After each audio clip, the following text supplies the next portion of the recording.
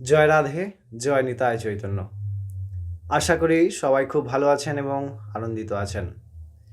ভগবানের কথা যা আমাদের পরম তৃপ্তি সাধন করে। আমরা প্রতিনিয়ত মায়ার যে আঘাতে অর্থাৎ ৩ প্রকার অগ্নির দ্বারা প্রজ্বলিত হচ্ছি, আধ্যাত্মিক, আধিদৈবিক এবং আদিভৌতিক। ইহার থেকে রক্ষা বা ত্রাণ করতে পারেন ভগবান সাক্ষাৎ। সেই ভগবানের কৃপায় এবং তাহার দিব্য লীলা শ্রবণের দ্বারা আমাদের যাবতীয় সাংসারিক দুঃখের বিনাশ হয়। আমরা সেই প্রসঙ্গে অগ্রসর হব।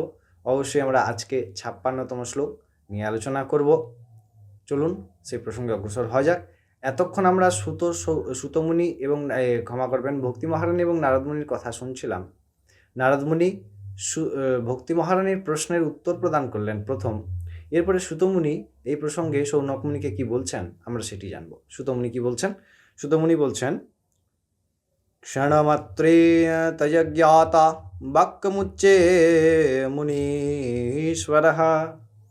অর্থাৎ সুতমুনি এই প্রসঙ্গে বলছেন সৌনকমুনিকে যে নারদমুনি তৎক্ষণাৎ ভক্তি মহারানী সেই দুঃখের প্রধান কারণ জানলেন এবং তাহার নিরসনের উপায় বললেন।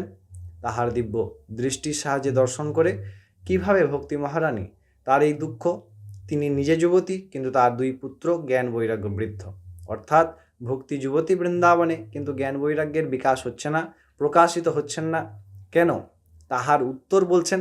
আমরা সেই উত্তরটি পরবর্তী শ্লোকে নিশ্চয়ই জানব। আজকের এই শ্লোকের অর্থ আশা করি আপনারা সবাই বুঝতে পেরেছেন। সবাই সঙ্গে থাকবেন। সবাইকে অনেক অনেক ধন্যবাদ। জয় রাধে।